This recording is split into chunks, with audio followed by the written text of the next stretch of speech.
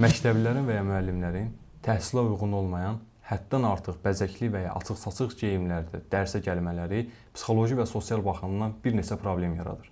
Diqqət təhsildən çox xarici görünüşə və məktəblilər arasında kim daha cəlbedicidir rəqabətinə yönəlir. Açıq-saçıq geyimə və ya daimi cəlbedici görünməyə alışmış olan bir yeniyetmə öz bədəninə üçüncü şəxsin gözü ilə baxmağa başlayır. Yeniyetmələr çox vaxt bu açıq-saçıq geyimləri müstəqil seçim kimi qəbul etsələr də, əslində onlar böyük korporasiyaların marketinq obyektləridir.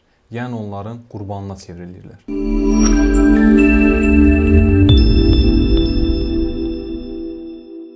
Şagirdlərin, tələbələrin, hətta bəzən müəllimlərin belə geyim tərzləri, eləcə də gənclər arasındakı münasibətlər tez-tez cəmiyyət arasında müzakirə obyektinə çevrilir. Bu gün sizlərlə təhsil müəssisələrindəki uyğunsuz geyimlərin şagird və tələbələrin təhsilinə olan təsiri haqqında danışacağıq. Məktəblilərin və ya müəllimlərin təhsilə uyğun olmayan, həddən artıq bəzəkli və ya açıq-saçıq geyimlərdə dərsə gəlmələri psixoloji və sosial baxımdan bir neçə problem yaradır. Amerika Psixologiya Assosiasiyasının araşdırmalarına görə uşaqların və yeniyetmələrin erkən yaşlarda bədən xəttlərini qabardan və həddən artıq açıq-saçıq geyimlərdən istifadə etməsi onların akademik performansına, özgüvəninə və bədən imicinə mənfi təsir göstərir. Diqqət təhsildən çox xarici görünüşə və məktəblilər arasında kim daha cəlbedicidir rəqabətinə yönəlir. Bu problemin sadəcə bir geyim tərzi seçimi olmadığını, dərin psixoloji fəsadlar yaratdığını sübut edir. Açıq-saçıq geyimə və ya daimi cəlbedici görünməyə alışmış olan bir yeniyetmə öz bədəninə üçüncü şəxsin gözü ilə baxmağa başlayır. Şagird dərs zamanı görəsən necə görünürəm, bədən formam kənardan necə görünür, paltarım tam oturubmu kimi suallarla özünü daim yoxlayır.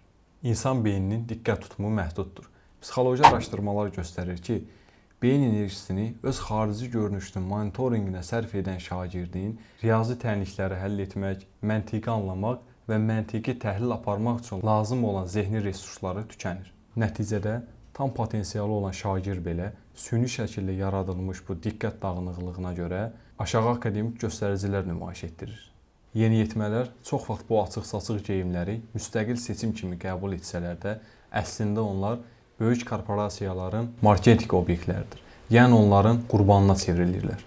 Məktəb mühiti bilik və bacarıqların yox, hardansa kopyalanmış trendlərin bədən nümayişinin rəqabət meydanına çevrilir. Tam formalaşmamış pop mədəniyyətinin və rəqəmsal mühitin diktəsi altında olan bir zehnin qərarı nə dərəcədə azaddır? Bəs uşaq geyimi özü seçirmi? Yeniyetməlik dövründə beynin qərar qəbul etmə mərkəzi hələ inkişafını tam başa vurmamış şəkildə olur. Uşaqlar geyim seçərkən adətən tamamilə azad və şüurlu şəkildə seçim etmirlər. Onlar sosial medianın, pop mədəniyyətinin və həmyaşıdlarının təsiri altında olurlar. Uşaq sadəcə cəmiyyətin və izlədiyi fiqurların ona aşıladığı məqbul və populyar obrazları təkrarlayır.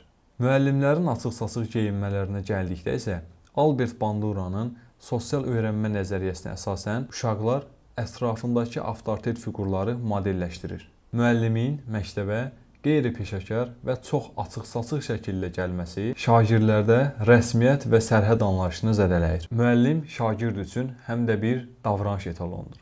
Müəllimin diqqət çəkici geyimi sinifdə dərsin məzmununun arxa plana keçməsinə və diqqətin xarici görünüşünə yönəlməsinə səbəb olur ki, bu da həm pedaqoji, həm də psixoloji cəhətdən qüsurludur. Bütün bu müzakirə olunan mövzuları bir araya gətirdikdə, cəmiyyətimizin ən böyük xətasının diqqətlərini asan, lakin faydasız olan hədəflərə yönləndirməsi olduğunu görürük. Təəssüf ki, cəmiyyətin özünü süni gündəmlərlə necə aldatdığı aydın şəkildə görünür.